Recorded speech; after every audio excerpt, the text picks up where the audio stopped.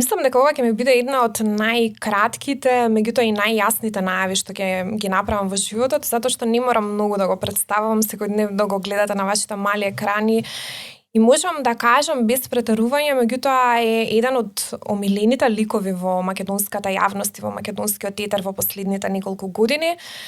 Во мојот прв подкаст денешен гостин ми е Александар Видиновски. Ти благодарам што ја прифати поканата да бидеш денеска гостин во нашиот прв подкаст. Фала ти за поканата и најавата ти е кратка, ефикасна, меѓутоа многу некако ми ствара одговорност за како ќе кажеш дека си омилен лик на јавноста. Не е толку како си стигнал до таа фаза, ако е навистина така, меѓутоа што правиш после тоа е многу потешко отколку тоа што си направил до сега. Јас само ја споделувам, мислам дека рефлексијата на јавноста некако тоа се некои мои субјективни впечатоци, меѓутоа во оваа емисија секако ќе зборуваме и за тоа како си стигнал до таа позиција. Верувам дека за секој успех ние нормално го гледаме крајниот резултат и само успехот и што некој човек постигнал, меѓутоа патот како стигнал до тоа сигурно претпоставам дека е многу трновит со однос на тоа дека имаш 17 годишна кариера за себе, можеби и повеќе, но не си прв пат во студиото на Радио МОВ. Како е врзано Радио МОВ со твоите почетоци? Како е врзано? Имавме музичка емисија тука пред 15 на години, отприлика или 10 сега, да не притарам баш во ова студио, малце поинаку изгледаше, ама беше сладко и беше еден наш мал алтернативен простор каде што можевме да ја пуштаме со моите другари музиката која што не можевме да ја слушаме на мејнстрим радијата во тој период. Организиравме тука во дворчето и евенти кои што мислевме дека се добри, квалитетни, се работеше за култура, се работеше за уметност, се работеше за уметничкиот живот на Скопје. Така што во тоа време имавме еден сет забави што ги организиравме вечерни во Капаран и тоа беше една симбиоза на просторов и времето и екипата што бевме тука и мислам убави спомени имам од Радио МОВ. Так, ние те препознаваме како телевизиски новинар во главно и така ја мислам дека јавноста те доживува и првата асоциација дека си телевизиски новинар. Највеќе време имам таму поминато. Така, меѓутоа претпоставам дека имаш искуство и со печатени дигитални медиуми, радио. Како почна твојата приказна со новинарството? Ако се навратиш пред 17 години. Беше тешко убаво кажа нема се пресираме така ти се зборуваме лаво. На ти, да. Да. Значи, знаеш како викаат дека секоја победа се слави во светлина, меѓутоа е извојувана во мрак и од темнина. Мислам таков е случајот и кај мене, не ми било лесно. Што се однесува до мојата кариера, јас со гордост ќе кажам дека буквално можеби еден од ретките, после ќе кажам зошто еден од ретките, од поновата генерација новинари кои што буквално ги има сите скалила на новинарството, поминато како дескачија, приправник, помошник, што преведува текстови за настани во светот, па се до уредник на вести во национална телевизија. Буквално се што е измеѓу, значи, дескаджија, репортер, новинар, известувач од терен, уредник на утрински вести, само по уредник на централни вести, известувач од странство, дописник за Македонска информативна агенција од странство, водител на емисии, па се до последното креатор на сопствена дигитална платформа. Буквално ги имам сите тие поминато скалила. Немам работено во печатен медиум никогаш. Почнав директно со телевизија, што мислам дека ми е некаква си компаративна предност во мојот свет, вака сега од перспектива кој ќе ги погледам на работите, бидејќи сакам телевизиско новинарство, значи има новинари кои што сакаат да се пред и зад камерата, јас секогаш сум сакал да бидам пред. Едноставно сум мислел дека можам на тој начин да дадам повеќе и генерално тоа е тоа. И радио искуство тука во МОВ што го спомнавме. Так. Значи, што ми велат повозрастните колеги, ти си типично телевизиско дете. Значи, 17 години сум медиумите, сите скалила ги имам поминато и последнава половина година видливоста што ја добив пред се кај помладата публика на социјалните мрежи е тоа што сватив дека и покрај тоа што работам во традиционален медиум по механизми кои што се прилично веќе застарени, меѓутоа се уште функционираат, бидејќи за разлика од порталите или од интернет просторот, во една телевизија е, да речеме, една формална средина, каде што има хиерархија, каде што има професионални медиуми кои што подлежат над законски регулативи, така. кај што има уредници, кај што имам, значи една професионална средина. да. Меѓутоа дигиталниот простор е една нова возбудлива средина која што мислам дека добро ќе се развива и дека ќе ни биде многу тешко на нас традиционалните медиуми доколку не се модификуваме доволно брзо да го издржиме притисокот.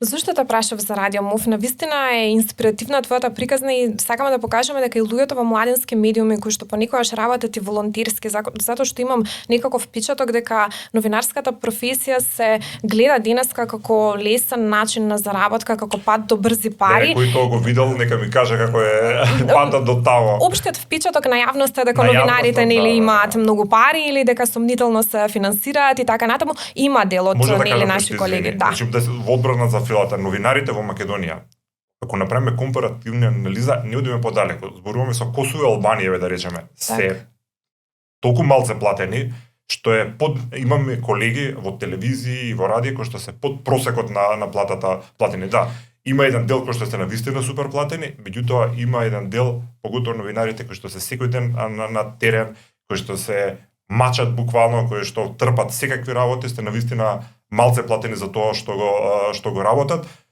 Не ги обвинувам за тоа само работодавците, односно приватните телевизии, бидејќи во Македонија медиумскиот простор е толку хаотичен, толку нерегулиран, што едноставно некогаш или толку ќе им дадат плата или нема да работат. Така што мислам дека сакам да апелирам, покрај се нема овој апел да се слушне, бидејќи ова веќе влегуваме во висока политика, меѓутоа мора да се сменат законите и условите по кои што функционираат телевизиите во Македонија, медиумите, за да можат финансиски да бидат послави. Секако сакав да дојдем и до тој дел. Не послави. Така. Послави не може веќе. Мислам класичен спин е тоа, нели, што се продага во јавноста и верувам дека од некои центри на моќ режиран дека новинарите се платеници или дека одработуваат за нечии интереси, меѓутоа вистината го има и тој, меѓутоа тоа е многу мал и незначителен процент во однос на она што навистина ние се соочуваме во новинарската професија, а тоа се дефинитивно ниските плати, регулираниот работен однос на новинарите. Многу често работат и како хонорарци на авторски договори и така натаму.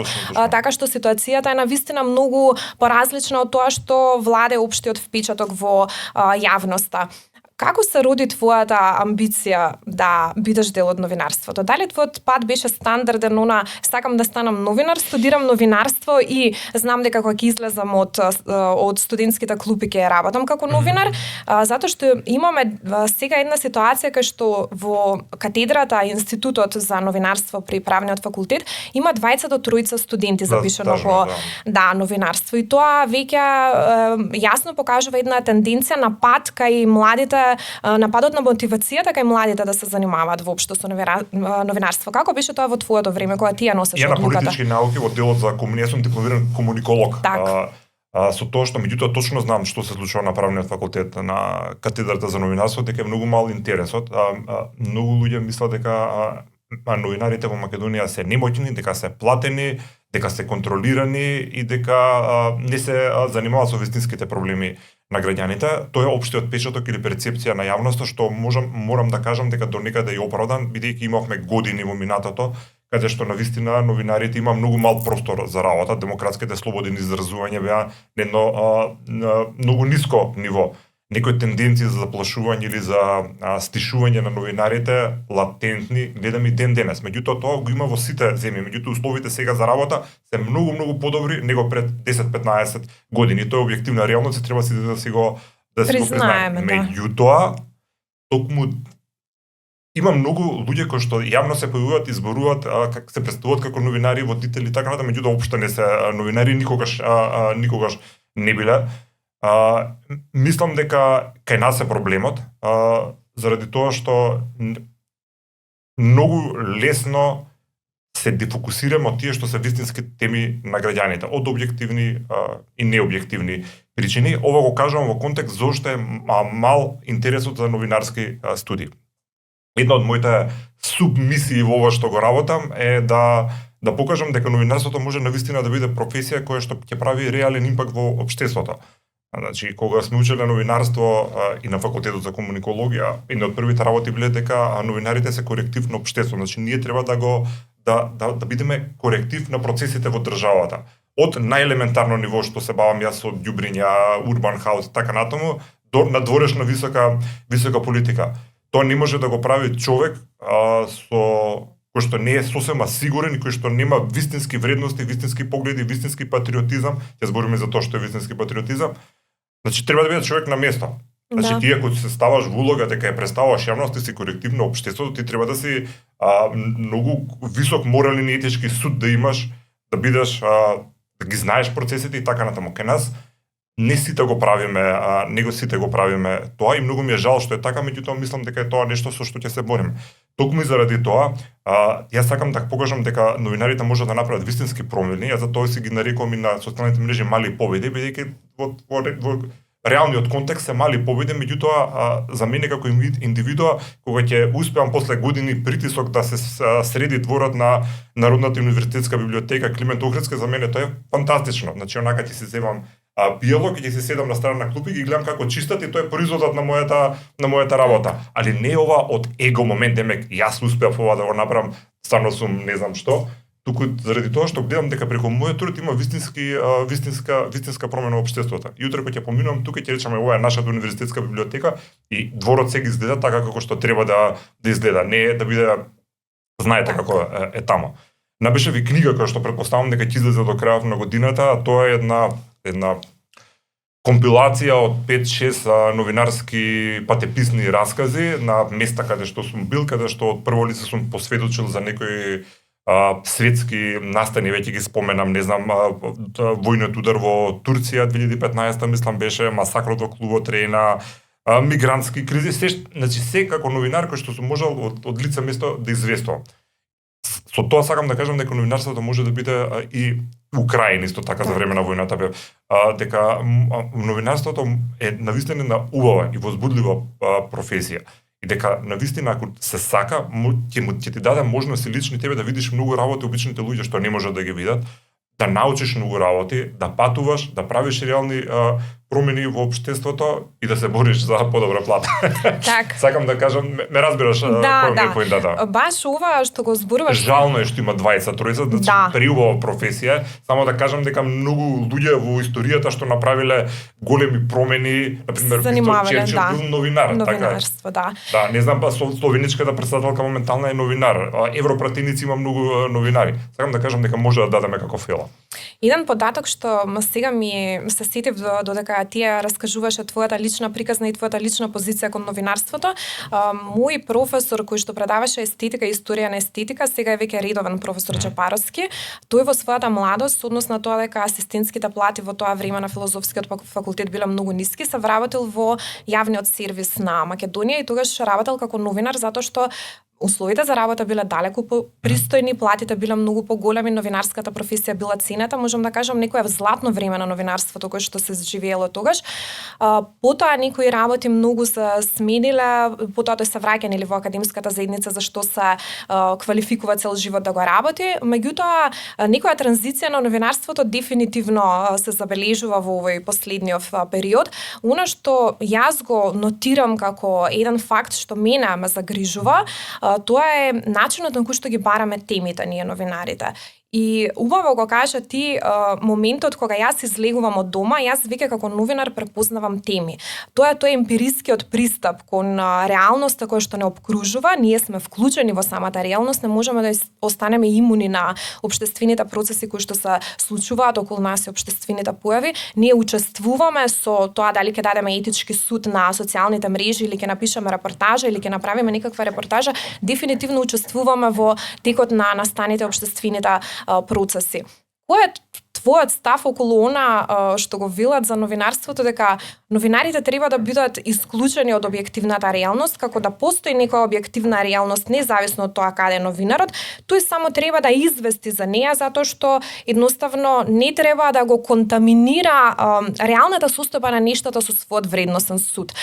Како ти гледаш на тоа? Затоа што, на пример, мене цел живот ме обучувале дека многу е погрешно доколку новинарот даде вредносен суд или даде коментар надвор од жанровите каде што тоа припаѓа. Ако е колумна, на пример, нели можеш да имаш личен став, меѓутоа ако е репортажа, мора да бидеме воздржани, некако неутрални, стегнати, уштиркани.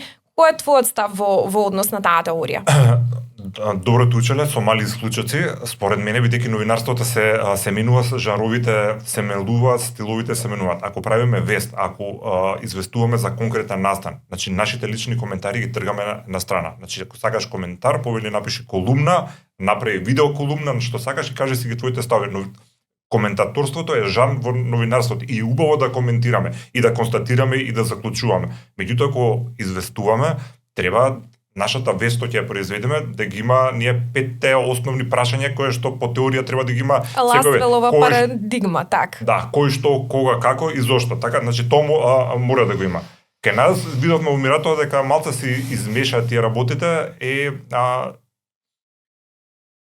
манипулацијата во новинарството е многу лесна. Значи, првата манипулација што можам да ја направам без да прекршам ниту еден новинарски кодекс е да ги изберам темите што ја мислам дека треба да ги изберам. Например, јас сега дојдов со едно мало моторче тука до Радио МОВ, по пат видов 3 теми кои што може да ги направиме.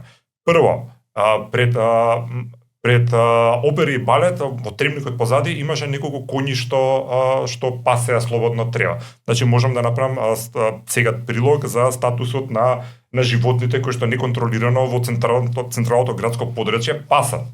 На булевар Кочо Рацин, кога доаѓа Фистонам, удри во една дупка, можам да направам прилог за квалитетот на изглед и реконструкција на булеварите во централното градско подрачје, имајќи во предвид дека тој булевар пред 4-5 години беше целосно реконструиран.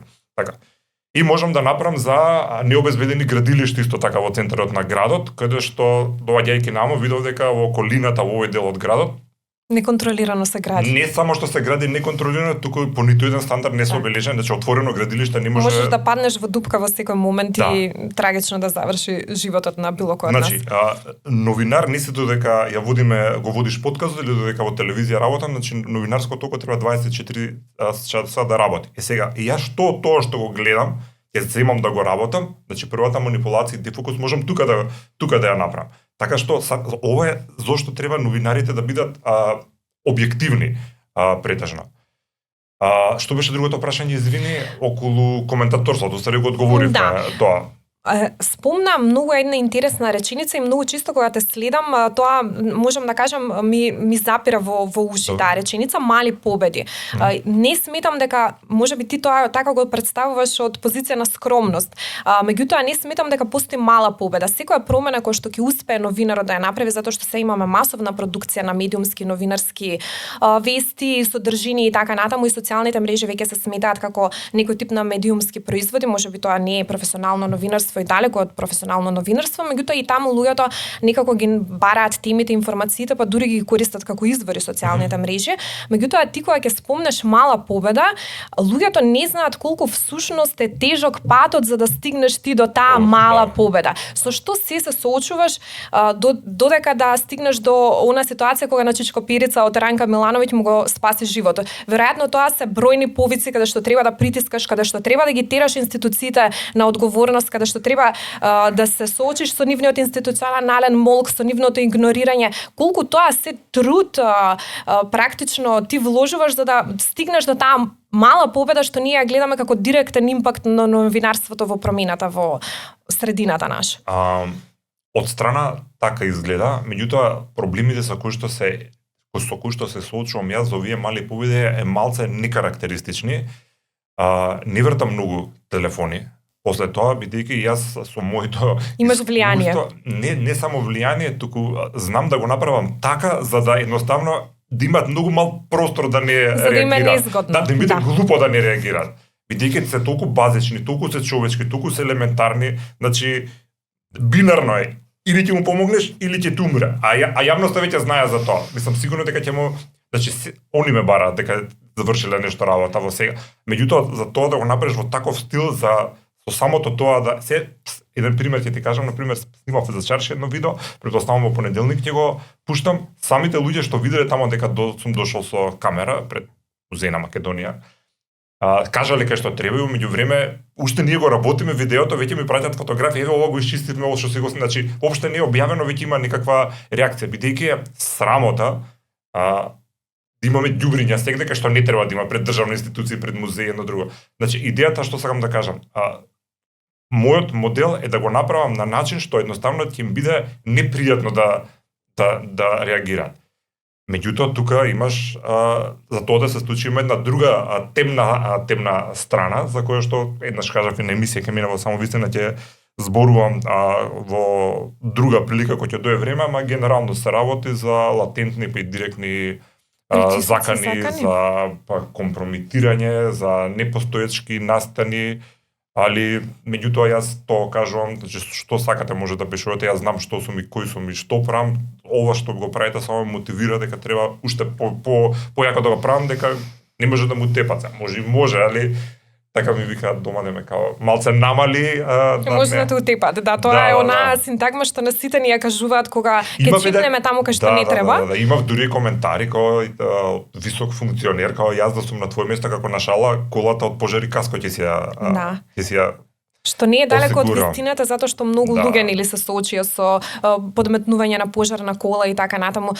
Те демотивираат ли тие притисоци и закани, затоа што јас сум забележала и тоа кога го дискутираме вака во новинарските кругови, особено ако си жена и ако чипнеш некоја тема која некому не му се допаѓа, а тој некој има моќ, потоа се оди со компрометирачки коментари, главно за твојот приватен и личен живот, што воопшто не е релевантен за темата за која што известуваш и пишуваш. Меѓутоа, луѓето знаат кај си слаб, нормално си слаб на семејството, си слаб на драги луѓе и таму удираат и понекогаш тоа навистина знае да демотивира и некогаш јас сама на себе си велам, па добро, вреди ли ова да го правам, вреди ли да останам во оваа професија ако се соочувам со толку многу закани, кај мене се тие сигурно многу помал интензитетот од што кај тебе, меѓутоа како ти се справуваш со тој момент? Институционално, значи имав некако серија на закани кои што беа веќе експлицитни, поради видеа што ги правев, тука значи се вклучуваше и обвинителството, на еден момент мислам дека имаше еден приведен човек, значи закани за ликвидација, буквално. Па потоа се испостави дека се тие Facebook херои, не е некој реално што може нешто тебе да ти направи, а мене повеќе не ме демотивира, туку ме болат кога ќе добиам коментари или обиди за да ме обезхрабрат од луѓе кои што треба да ни ги решат проблемите за кои што ја пишам. Тогаш сваќам дека не ме искрен пристапот кон тоа што го зборуваат јавно и дека можат сакаат со мене да се компрометираат за теми што им опис на работно место под точка 1 да ги завршат. А јас цело време велам, ако правам ги спомена малите победи. Тоа е индиректна пофалба за институциите, бидејќи јас супер што ќе направам видео 3 минути кај што критикувам нешто, меѓутоа ако тоа се исправи после година, 2, 5 месеци небитно, јас исто толку време трошам за да го пофалам тоа. Не за да му направам пиар ја на функционерот, туку да покажам прво дека навистина може да направиме сите заедно промени во општеството, бидејќи јас како единка што и да направам, ако немам поддршка од граѓаните, коментари, ако не е тоа видливо на социјалните мрежи, јас ништо не правам. Така, значи пукам како се вика ќорци по празно, така. Меѓутоа кога има реакција кај луѓето, затоа велам ова е наша победа. Јас сум го направил, вие сте избуткале приказната. Јас на Facebook не спонзорирам контент едно друго па да пробам вештачки да направам виралност или како и веќе да виде тоа, меѓутоа граѓаните тоа го споделуваат, коментираат, реагираат, политичарите се гледаат од тие работи, да знаете, многу им е важен имиџот во јавноста, што е разбирливо. Мене ми е важно некој друг новинар да покаже дека реалниот импакт и прагматичноста на новинарството се гледува во тоа што може да се прават мали победи и де факто да се применува новинарството во правење на конкретни промени кои што може да го подобрат не само статусот на поединецот, туку еве и состојбата со ѓубрето што ја спомна, после чистењето и така натаму и навистина можам да кажам дека тоа е светол пример и за самата наша професија и самите новинари тоа треба да го поддржат. Многу е мал процентот на успех. Значи ние ги читаме и ги гледаме малите победи, меѓутоа од темите што сум ги изработувал, процентот онака на победа е 20% преку сила. Значи на секоја петта приказна јас ќе најдам на доволно голема промена за да може да го наречеме победа. Некогаш се мали козметички, на пример пекалиите под камени мост ќе ги измијат со вап еден после репортажа и после 10 дена ќе биде пак исто. Тоа не е мала победа, така, тоа е нешто на морале да го направат, нема системско решение. Меѓутоа, Перица, колку од ранка ќе го однесат во гериатрија, ќе има другари, тоа е веќе победа, така. Така што не се чувствувам дека сум скоро успешен, меѓутоа многу ќе ми биде драго доколку се приклучиме повеќе да ги буткаме овие теми кои што мислиме дека се важни, бидејќи ние ако одиме ги пренесуваме прес конференциите на политичките партии што се по 200 на ден и се занимаваат со самите себе и со нивните обвинувања кој колку крадел, кој колку не крадел. Граѓаните Македонија воопшто не се ни споменува веќе во нивните. Они си постојат едни за други. Се зборувам за сите партии. Ние тоа им го сервираме на граѓаните. А потоа нормално дека ќе нема притисок и нема никој да се буни. Зашто уште на пролет гори депонијата Рачиново, Вардариšte дими, или не знам што се случили стрмништата во Сарајево, Ѓорче горат и ние тоа го дишеме и ќе правиме извештај колку имаме зголемен процент на луѓе со малигни заболувања. И ќе кукаме и ќе викаме леле катастрофа, ај кај ќе идеме на ручек. И не се прави така држава, значи во другите земји вестите и јавниот интерес е насочен на секојдневните потреби на граѓаните. Го спомна дигиталното новинарство и морам да забележам дека еве социјалните мрежи се неизбежен дел од нашата професија и некако стануваат и место каде што ги пласираме и ние новинарите, нашите содржини и таму и политичарите исто така гледам колку се вложуваат и со своите кампањи, спонзорирани објави на социјални мрежи, ништо да излезе и она што убаво го спомна ти го конотираше оној аспект на посредна опасност со Facebook коментарите и со заканите што ги доживуваш, од друга страна можеш да направиш аналогија и со тоа што де факто си бил во кризни жаришта, во конфликтни зони и така натаму спомна и Украина и оттаму си бил репортер и си известувал каде што имаш непосредна опасност и стравот веројатно за сопствениот живот е многу поголем. Како новинарството се смени во тој психолошки момент како ги доживуваш работите? Затоа што тука имаш нели сцена каде што си репортер, си на терен, известуваш, да, ризикот е многу голем, меѓутоа тоа што ќе излезе не може понатаму да се релативизира. Тоа е сликата и приликата на едно теренско известување. Од друга е камерата, да. Сурова е камерата. Од друга страна, кога ќе пуштиме нешто на социјални мрежи, реакциите многу брзо се шират, нешто станува вирално, тоа се релативизира и се толкува на илјадници начини, тука може и опасност да се изгуби суштината на темата што ја работиме. Како дигиталното новинарство никако чувствуваш дека го смени наративот на новинарите? Го смени ли воопшто? Малку абстрактно прашање, мај да изфилозофираме. Многу е нормално тоа, заради тоа што јас водам емисија само вистина, не гледаат луѓето и викаат се согласуваат или не се согласуваат. Тоа е еднонасочна комуникација со јавноста. Убавината кај социјалните мрежи е дека тоа е двонасочно. Значи јас давам, меѓутоа и добивам. Така што и на телевизија кога не гледаат има коментари, овој не знае што збори, овој платеник, не знам што, меѓутоа до нас тоа не допира. На социјалните мрежи нашиот труд го оставаме на судот на јавноста отворено без цензура практично и го гледаме тоа што го добиваме како фидбек. Мене тоа ми се допаѓа. Секако коментарите и дигиталната опашка што го прави како се вика медиумскиот производ е многу лесен и подложен на манипулација. Можеш целосен контраефект да имаш. Може некој од партијата ти пушта 200 ботови и да ти го сменат, да ти ја сменат целата приказна. И тоа го прават, така.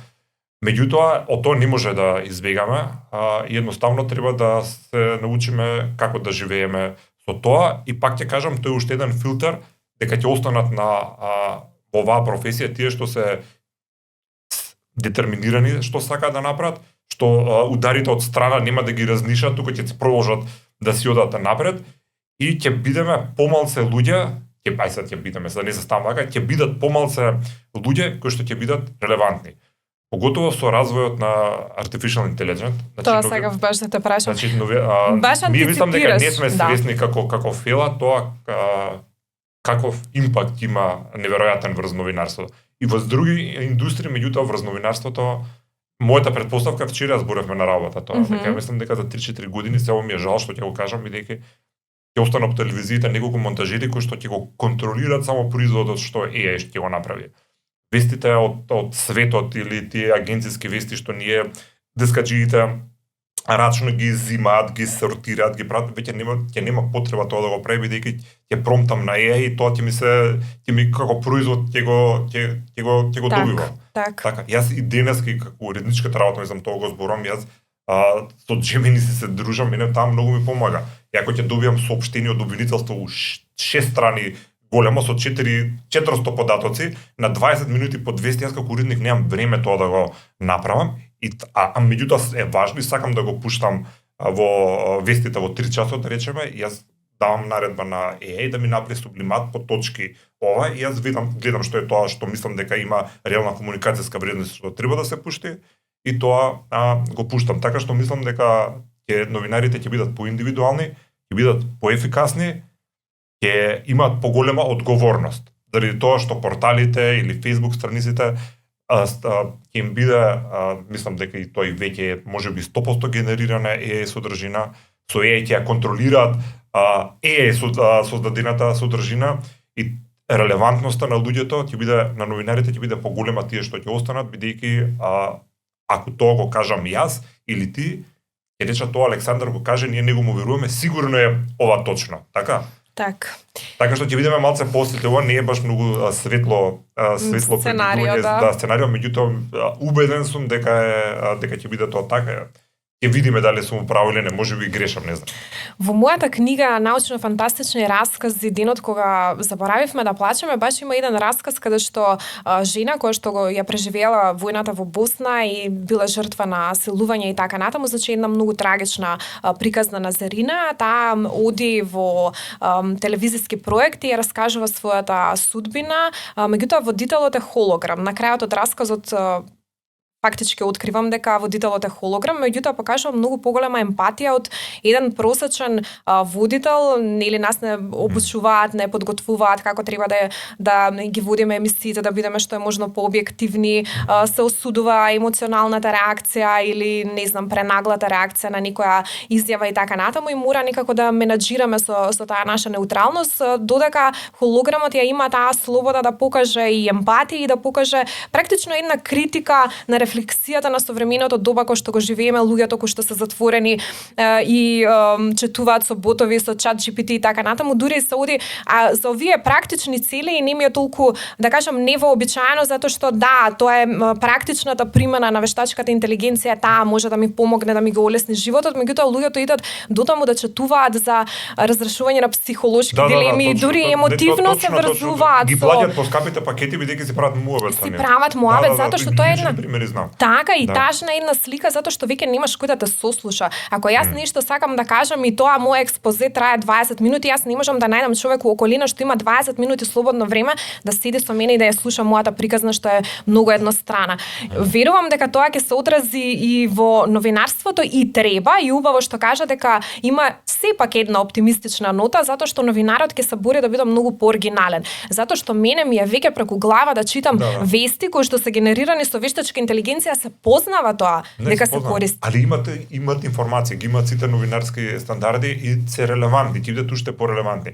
Меѓутоа, ово многу ми е интересно заради тоа што во човековата природа е секогаш кога ќе имам, например, сега тежнееме кон дигитализација, така да имаме супер апликации, да имаме побрзи телефони, се да ни биде тука, значи порано кога одевме на одмор требаше 500 работи да направиме да резервираме, сега со 3 апликации цел одмор си го резервирам.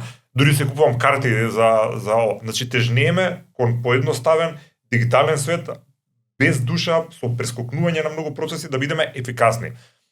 Со одиме целосно во таа насока. Меѓутоа човековата природа се вика природа. Тежнееме кон и човечкиот кон човечноста, така? Така што колку како Кантар се колку ова сега натежано наму, потребата од човечко ќе се зголеми повеќе.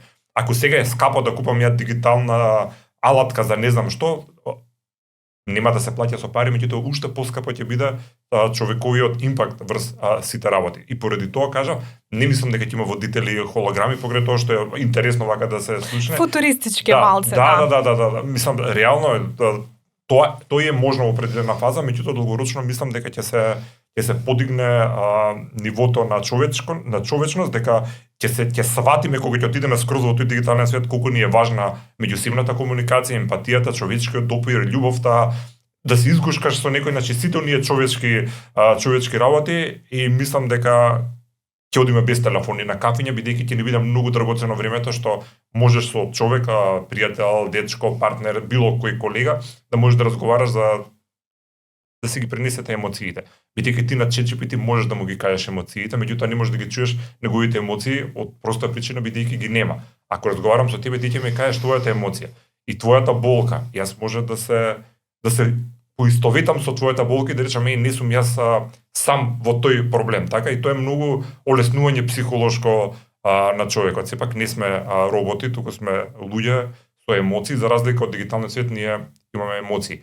Тој ги нема. Ние треба само да го култивираме и да работи за нас, за да имаме повеќе време за себе. Баш имам впечаток дека живееме во некоја време каде што ова време се сметало како футуризам на некое претходно време и баш на луѓето се гледало како на луѓе кои што константно живеат во сегашноста. Јас баш тоа чувство, тој субјективен порив го имам дека постојано живеам во сегашноста и постојано треба да бидам тука и да не испуштам нешто и да бидам информирана и да бидам засегната од темите кои што мислам и како новинар, меѓутоа и како човек ова го кажувам, мислам дека тој хабитус е релативно доста застапен и со самите социјални мрежи луѓето постојано бараат да бидат присутни во случувањата, да бидат прашани, да коментираат социјалните мрежи. А многу е тешко тоа. Слобода да ни ја дадоа.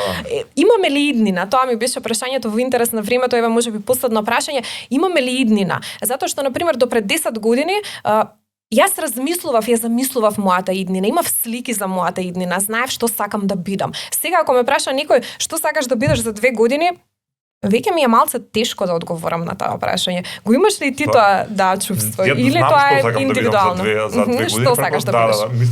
Претпоставам дека е индивидуално.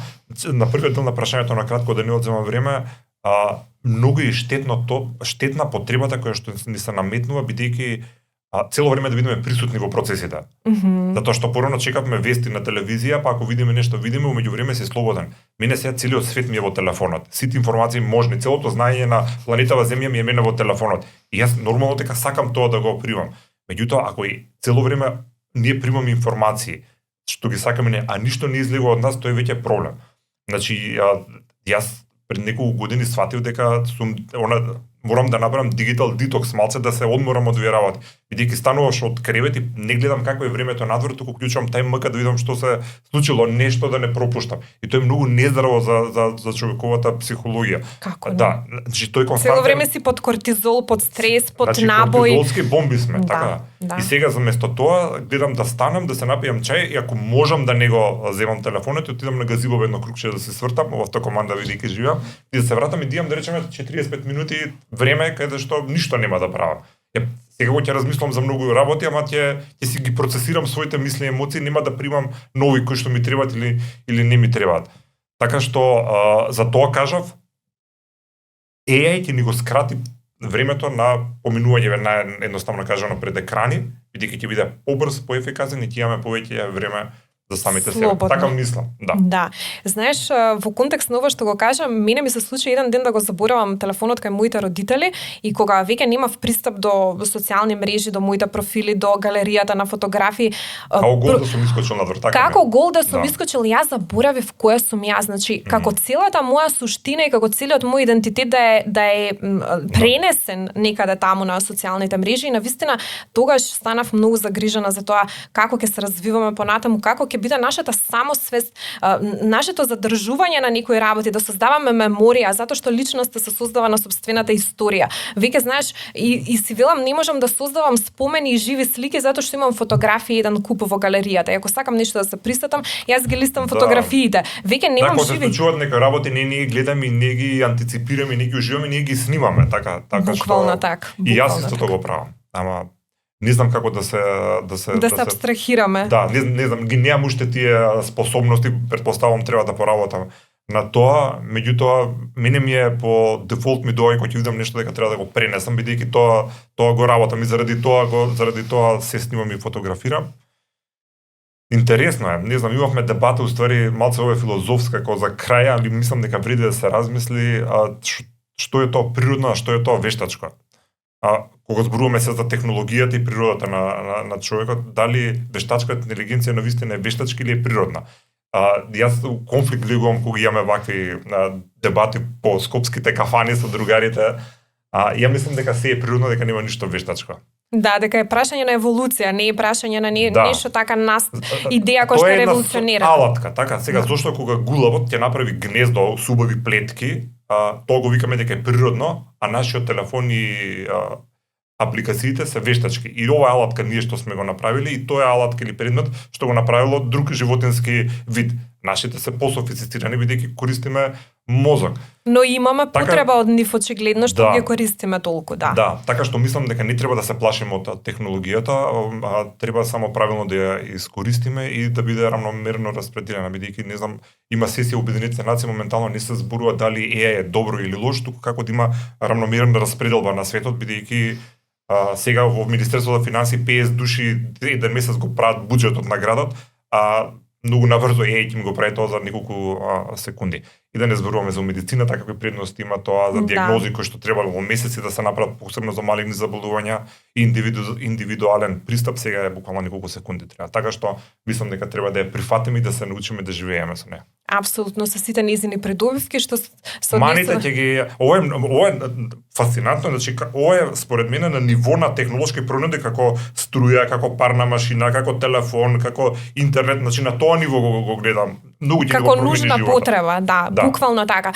Баш и тоа сакав да ти кажам, она што наративот е дека се она што е од душа, се она што е емоција, се она што е емпатија, тие апстрактни категории треба да се сместат некаде во метафизика и тоа е еден наратив кој што преовладува во филозофијата во средината на 20 век, веќе ние тоа го живееме, ама можам да заклучам дека секој е жртва на сопственото време и ние сами треба да научиме, како што рече, да ги создадеме вештините да живееме во ова време и да живееме со сите предности и мани на технологијата, затоа што таа е наша најнепосредна реалност. Може вака да завршаме мисијата? Ајде за заклучокот. Да. Имаме потреба од физички допир, затоа што на пример Spotify колку повеќе се развива на европско ниво расте и продажбата на плочи.